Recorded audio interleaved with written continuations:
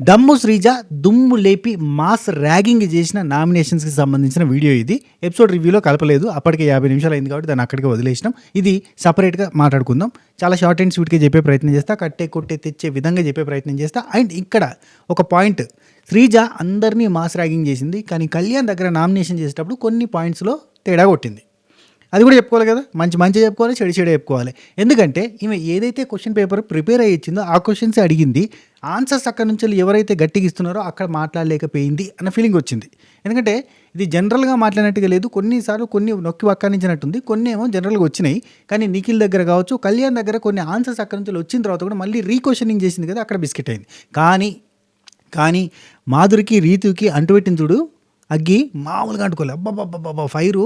అసలు ఆ ఫైర్కి చుట్టుపక్కల ఉన్న వాళ్ళంతా కూడా ఒక రకమైన ఎక్స్ప్రెషన్స్ లిటరల్లీ.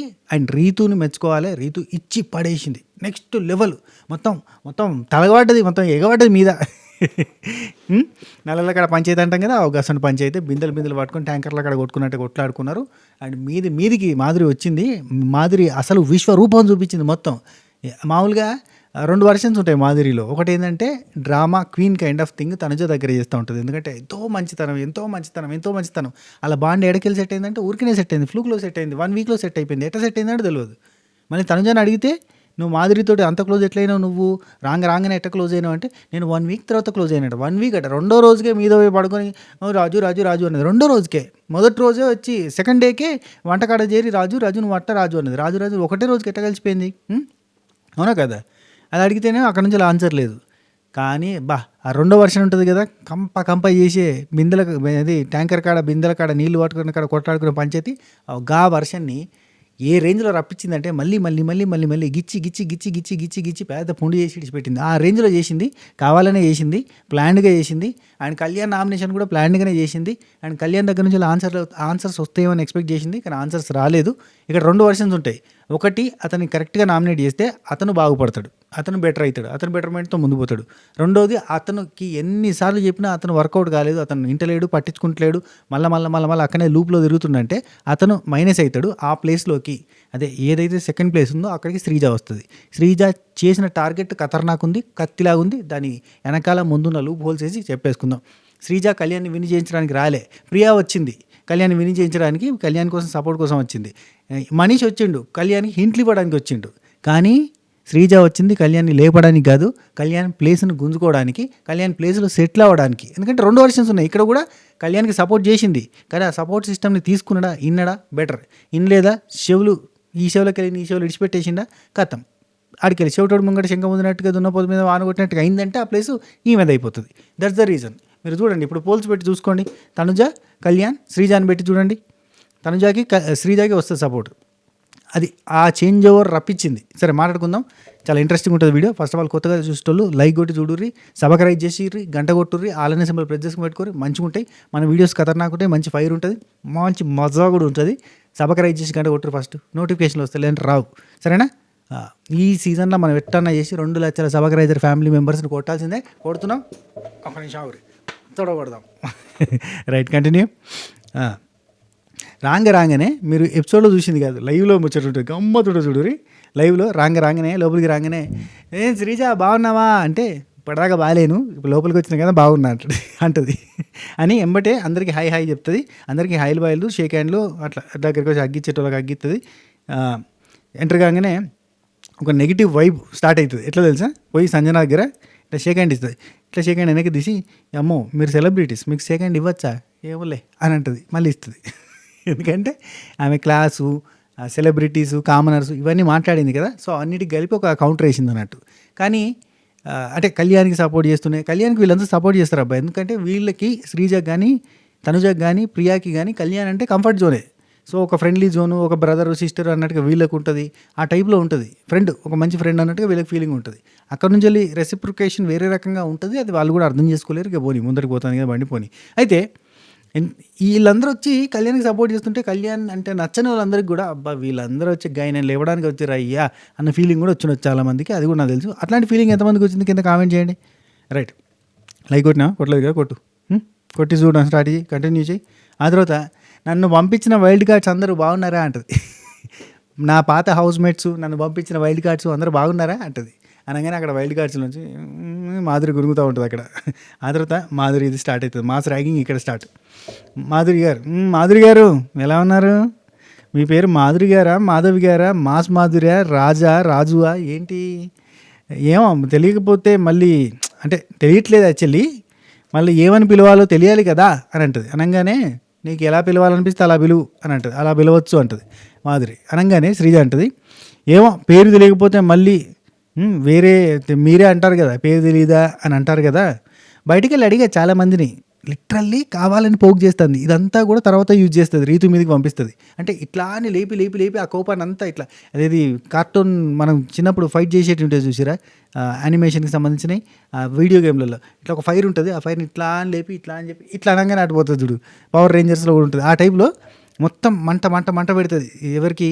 మన మాధురి అక్కకి ఘోరంగా మంట లేపుతుంది. ఆ మంట అంతా ఇట్లా డైవర్ట్ చేసి ఇట్లా జిప్పని అటు రీతు మీదకి పంపుతుంది. రీతు అక్కడి నుంచి రివర్స్ అయ్యి మొత్తం ఇద్దరు కొట్లాడతారు. గమ్మతుంటుంది అబ్బా. యాక్చువల్లీ ఇంతకుముందు మెయిన్గా ఎపిసోడ్ రివ్యూ అని చెప్పి వీడియో పెట్టినా కదా, ఆ thumbnail అసలు ఈ వీడియో కోసమే ప్రిపేర్ చేసిన. అందులోనే కవర్ అయిపోద్ది అనుకున్నా, కవర్ కాదు, లెంత్ ఎక్కువైందని చెప్పి ఇక్కడ చేస్తాను.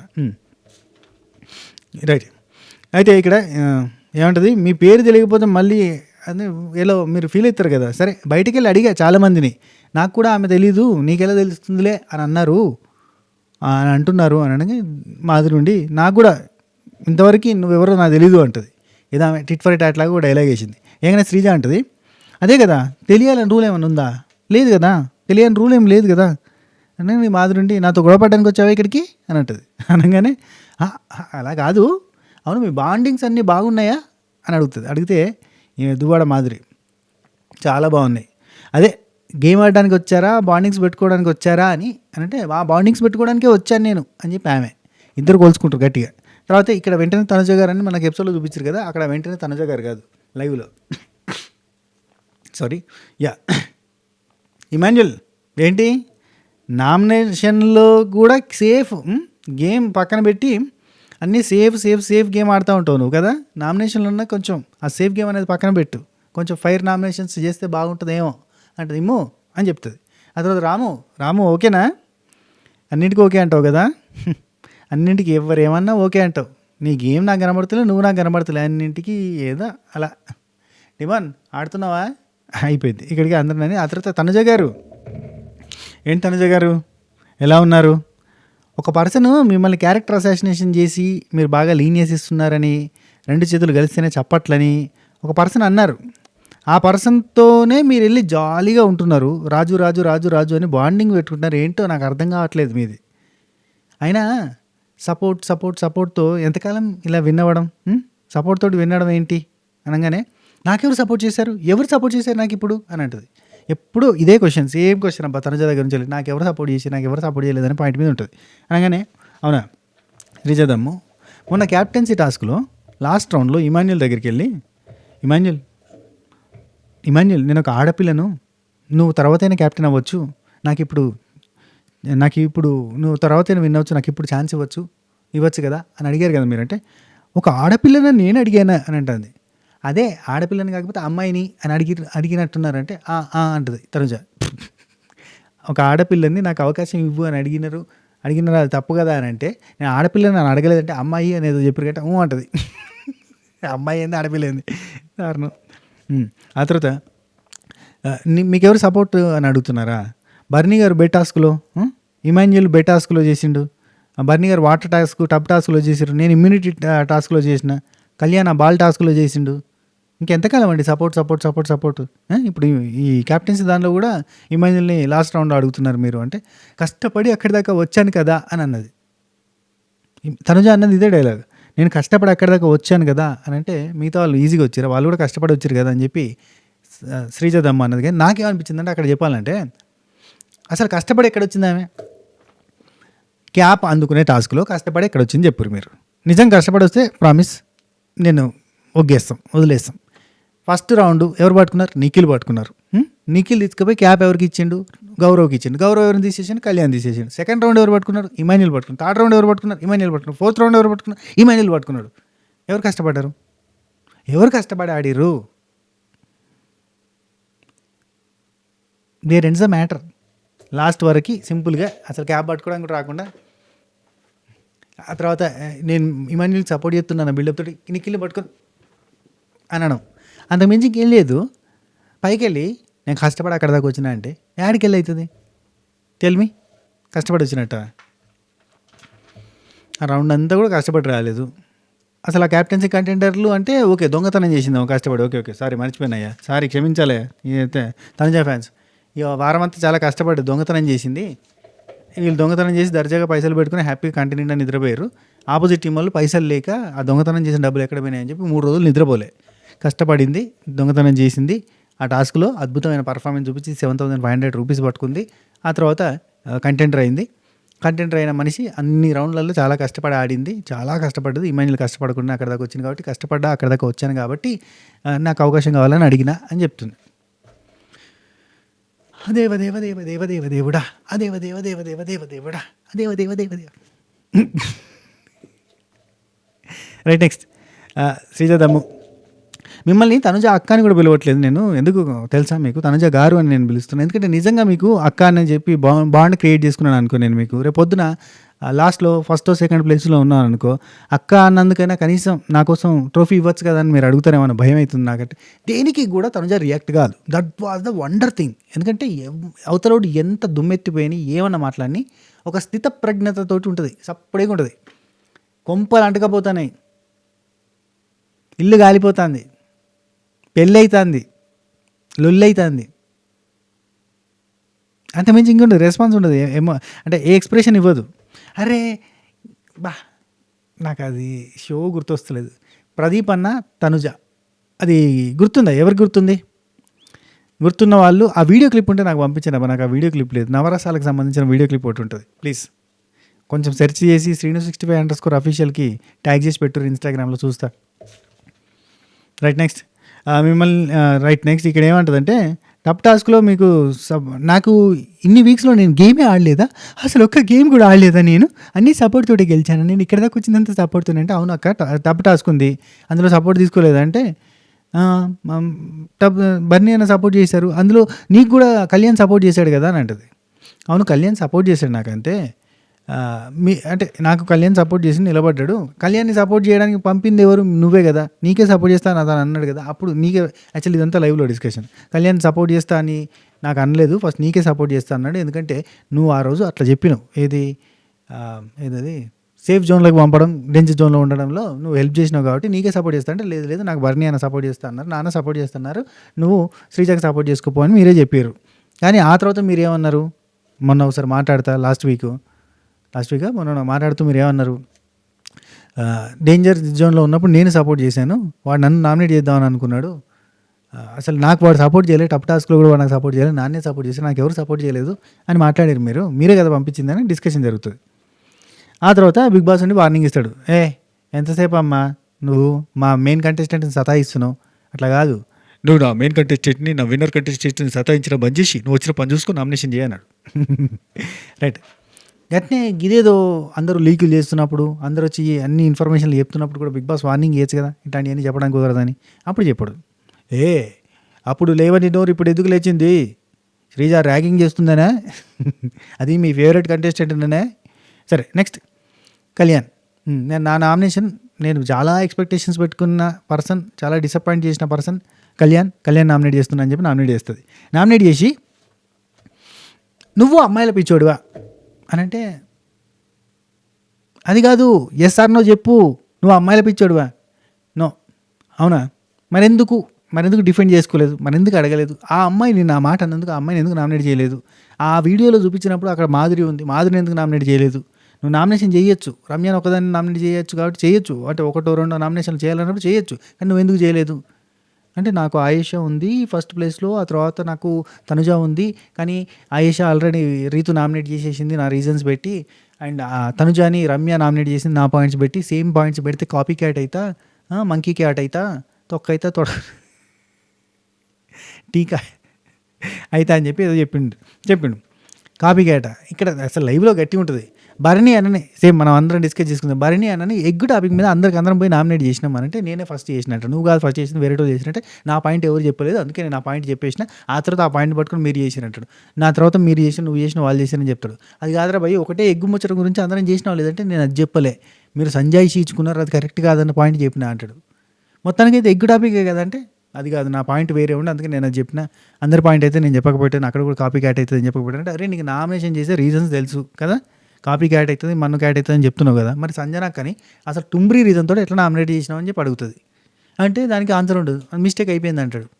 అసలు ఆ మిస్టేక్ అయిపోయేది ఏదో, నువ్వు రమ్యాని నామినేట్ చేయాలి, లేదంటే మాధురి గారిని నామినేట్ చేయాలి, తనుజాని నామినేట్ చేస్తా అని చెప్పి మాటిచ్చి తీసుకున్నప్పుడు, ఇమాన్యుల్కి చెప్పి తీసుకున్నప్పుడు తనుజాని నామినేట్ చేయాలి. సేమ్ రీజన్స్ అయితే ఏంటి, నీ వర్షన్ నీకు ఉంటుంది కదంటే, లేదు అట్లా నేను చెయ్యను, నేను నామినేట్ చేస్తే ప్రాపర్గా చేస్తాను, మరి ప్రాపర్గా చేసినట్టు చేయలేదు అంటాడు. నాకు అర్థమైందిరా భయ్, నీకు ఆ రోజు అంతకంటే ముందు రమ్య అండ్ తనుజ నామినేషన్లలో నీ దగ్గరికి వచ్చి చెయ్యని తను నీతో కంఫర్ట్గా ఉన్నా అన్న విషయాన్ని నీకోసం స్టాండ్ తీసుకొని నిలబడి చెప్పింది కాబట్టి ఎక్కడ నువ్వు బొక్కబోరలా పడతావని నువ్వు ఇట్లా చేసినావు అని చెప్తుంది. యాజ్ ఇట్ ఈస్గా మన రివ్యూలో ఉన్నది ఉంటాయి అక్కడ. ఎస్ సార్ నువ్వు చెప్పు, నేను ఏదైతే రివ్యూలో చెప్పినో వెయ్యిరా అనే దాంట్లో తమ్నెల్ పెట్టి చేసినో ఆ వీడియోలో ఏదైతే చెప్పినో యాజ్ ఇట్ ఈస్గా చెప్తుంది.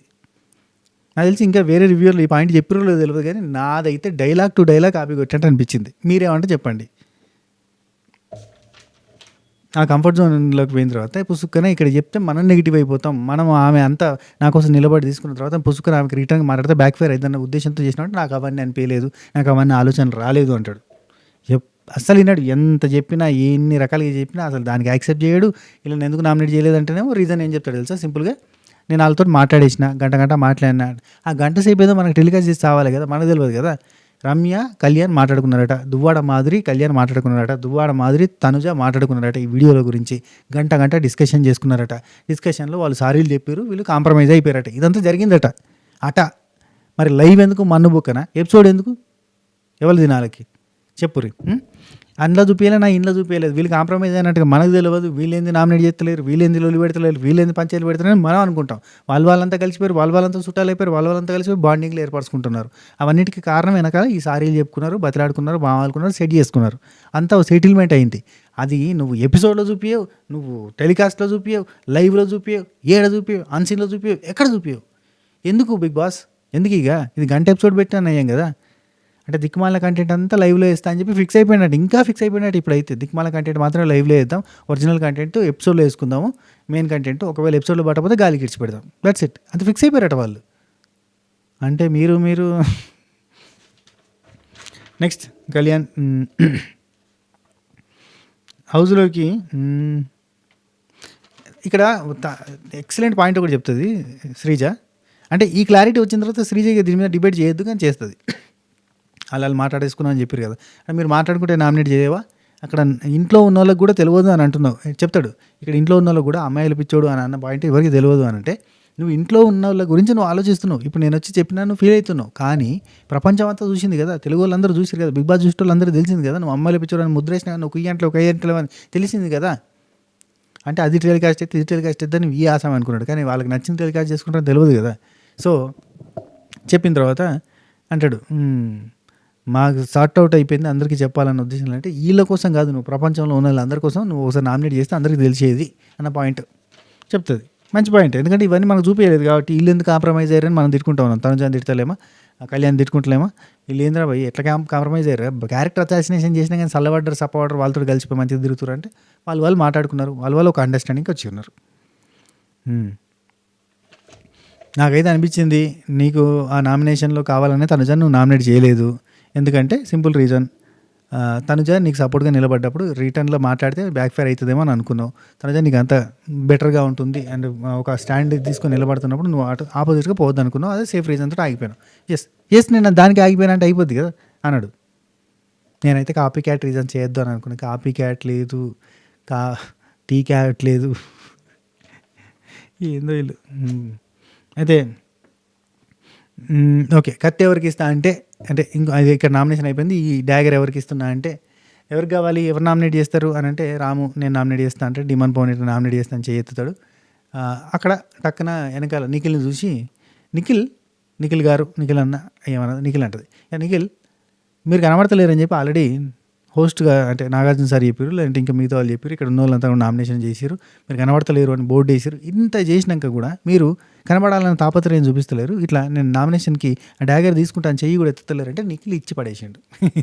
అంటే ఇప్పుడు నేను కనబడాలంటే ఏం చేయాలి? ఒక అమ్మాయితో పోయి ఓ రూమ్‌లో కూర్చొని ముచ్చట పెట్టనా? నేను కనబడాలంటే ఏం చేయాలి? ఆ వంట బండ కాడికి పోయి, కిచెన్ ప్లాట్‌ఫామ్ కాడికి పోయి, వాళ్ళు పెట్టే సొల్లు సోది పంచాయతీలలోకి పోయి నేను కూడా పంచాయతీ చేయనా? కనబడాలంటే ఏం చేయాలి? మీలాగే ఇప్పుడు ఆర్గ్యూ చేయనా? నామినేషన్ అని చెప్పి ఆర్గ్యుమెంట్ చేయనా? నేను చేయను. నాకు అవసరం లేదంటే కనబడరు కదంటే కనబడకపోతే కనబడకపోతే నేను అట్లాంటివి ఏం చేయను. నేను ఎట్లా కనబడాలో అట్లా కనబడతా. మీరు ఒకవేళ అది ఇస్తే నామినేట్ చేస్తా అంటాడు. అంటే మీకు నామినేషన్స్ ఎవరి మీద పాయింట్స్ ఉన్నాయంటే లేవు అంటాడు. అంటే మరి ఏం పాయింట్స్ లేకుండా ఎవరు నామినేట్ చేస్తే నువ్వు నేను నామినేట్ చేస్తా అంటాడు. అంటే నీకు ఒక థాట్ లేదు, నీకు ఎవరితో రైవలరీ లేదు, నీకు ఎవరితో పంచాయతీ లేదు, నామినేట్ చేయాలంటే చేస్తా అంటాడు. ఎవరి మీద పాయింట్స్ లేవా అంటే మీకు ఎందుకు, మీరు ఇస్తారో చెప్పండి నామినేట్ చేస్తా అంటాడు. సర్ప్రైజ్ అలా పడుతుంది. శ్రీజనే సైలెంట్ అయిపోతుంది. అందరినీ ఆడుకుంటుంది కానీ కొంతమంది జోలికి పోదు. అండ్ ఇప్పుడు నిఖిల్ లాంటి వాళ్ళు జోలికి అసలు పోదు. ఎందుకంటే పాయింట్స్తో రిటర్న్ కొడతాడు. ఇప్పుడు దివ్యానికితో కూడా పాయింట్స్తో రిటర్న్ కొడుతుంది. అట్లాంటప్పుడు వాళ్ళు జోలికి పోతే మనం బక్రాలు అవుతాం. అందుకని కొంచెం జాగ్రత్తగా ఉంది. రైట్. తర్వాత రీతు ఒక నిమిషం. తర్వాత డిమాండ్ దువ్వాడ మాదిరికి నేను కత్తిస్తా అని చెప్పింది. ఇస్తా, ఏం చేస్తుందో చూద్దాం. ఎవరిని నామినేట్ చేస్తుందో, బంధాలు బాండింగ్స్ మీదకి వెళ్ళి నామినేట్ చేస్తుందా, ఎలా నామినేట్ చేస్తుందో చూస్తా అని కూడా కత్తిస్తుంది.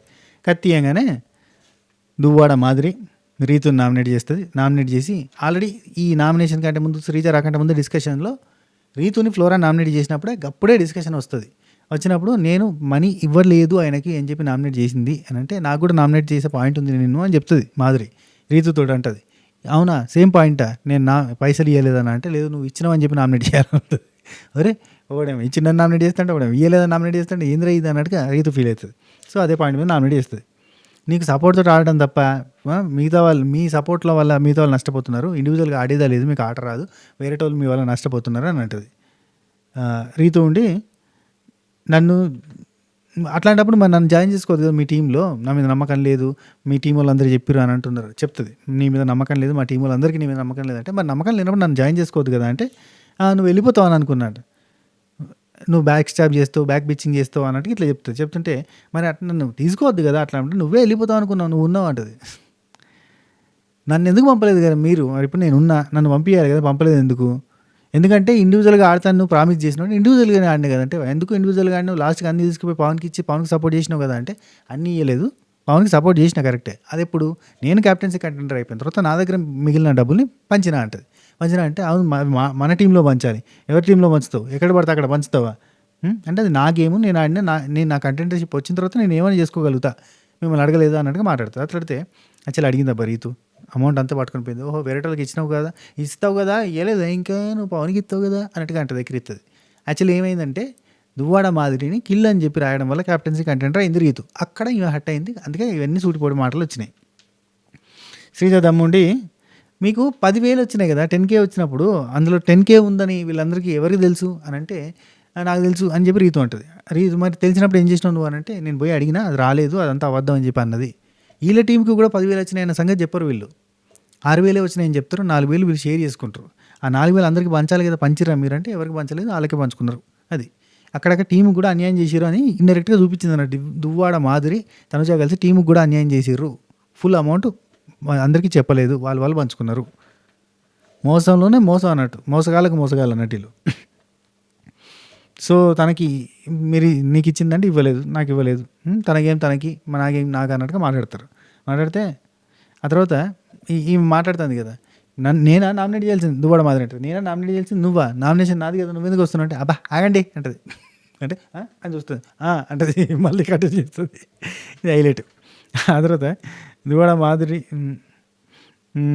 నువ్వు సపోర్ట్ చేసినావు చూసినా అంటది. ఏంది నేను సపోర్ట్ చేసింది, ఇక్కడ బాండ్ టాపిక్ వస్తుంది.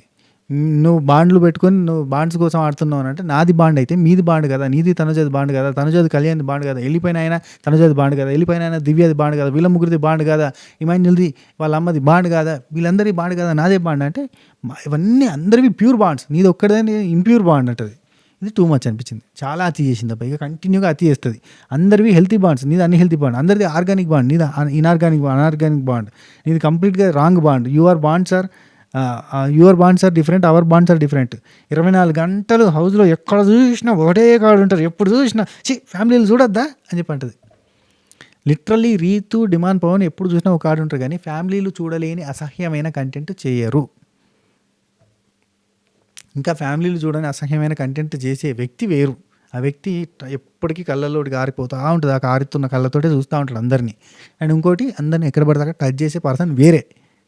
కానీ ఇక్కడ డిమాండ్ పవన్, రీతు చాలా కంట్రోల్డ్గా ఉంటారు. ఏదైనా గేమ్ ఆడి గెలిచినప్పుడు అగ్గించుకుంటారు. అబ్బాగా అంతకు మించి ఇంకేం లేదు. ఫ్యామిలీలు చూడబుద్ధిగా అన్నట్టు కంటెంట్ అసహ్యం అని మాట్లాడుతుంటే నాకు బయట అన్నీ తీయద్దు అన్న పాయింట్ ఒకటి ఉంది. ఏది అసహ్యం, ఏది చండాలం, ఏది తప్పు, ఏది రైటు, ఎవరు మాట్లాడుతుర్రు, ఏంది కథ అన్నట్టుగా పోతుంది. కానీ అవన్నీ మనం మాట్లాడకూడదు, పద్ధతి కాదు. ఆ తర్వాత ఇక్కడ ఏంది యువర్ బాండ్స్ అయిపోయింది. రీతు అంటుంది తనుజతో ఉంటే సేఫ్ అని చెప్పి మీరు తనుజతో ఉంటున్నారు బాండ్ పెట్టుకుని తెలియదు అంటే తనుజతో ఉంటే నాకేం సేఫ్ నన్నే నామినేట్ చేస్తా అనే రకం అన్నట్టుగా మాట్లాడుతుంది. మీరు మొత్తం అబద్ధాలు చెప్తారు, డ్రామాలు చేస్తారంటే అబ్బో డ్రామా ఎవరు చేస్తారో తెలుసు అని చెప్పి ఇక మీదికి వస్తారు. ఇక ఇట్లా దగ్గరికి శ్రీజ దమ్ముండి బుర్ర పగలు కొడుతుందేమో, నేలకేసి కొడుతామో బయటకు పోయినాక జాగ్రత్త అని అంటుంది. అంటే డిమాండ్ పవన్ మంచి పిల్లోడు, మంచి పర్సన్, అతను గేమ్ అంతా పాడవుతుంది నీ వల్లనే పాడవుతుంది, మంచి పిల్లోడు గేమ్ అంతా నాశనం అయిపోతుంది నీ వల్ల అని చెప్పి తిరుగుతూ ఉంటుంది. అండ్ దానికంటే ముందు మీదికి పోతుంది. ఎవరు బాగుంటారు వేస్ట్, నువ్వు వేస్ట్ అంటే అని చెప్పి రీతు. అది సిచ్యువేషన్. అంత దాకపోతాయి కొట్ట పోయినట్టు. సో ఇది మన శ్రీజ దుమ్ము లేపిన నామినేషన్ కథ నాకు అనిపించింది. సో ఓవరాల్గా అయితే పాయింట్స్ అయితే పెట్టింది కానీ మన కళ్యాణ్ బాబు మారి ఏమైనా బెటర్మెంట్ అవుతాడంటే అది నాకు తెలిసి అయితే కష్టం. సో ఇది మ్యాటర్. అండ్ నెక్స్ట్ మనకి భార్యనన్న, సృష్టి వీళ్ళందరూ వచ్చారు. వాళ్ళ నామినేషన్స్కి సంబంధించిన సపరేట్ వీడియో చేస్తా. ఆ తర్వాత మిడ్ నైట్ ముచ్చట్లు మాట్లాడుకుందాం. చాలా ముచ్చట్లు ఉన్నాయి, చాలా ఉంది. వన్ బై వన్ వస్తూ ఉంటాయి వీడియోలు. కొంచెం ఓపిక పట్టుర్రి. ఒకవేళ మధ్యలో గట్టి నిద్ర వస్తే కనుక నిద్ర తీసి మళ్ళీ కంటిన్యూ చేస్తా. ఓకేనా? ఇదే వీడియో మీకు నచ్చింది అనుకుంటా. నచ్చితే లైక్, షేర్, కామెంట్స్ ఉంటా. టేక్ టాటా, బై బై, నమస్తే, బాయ్.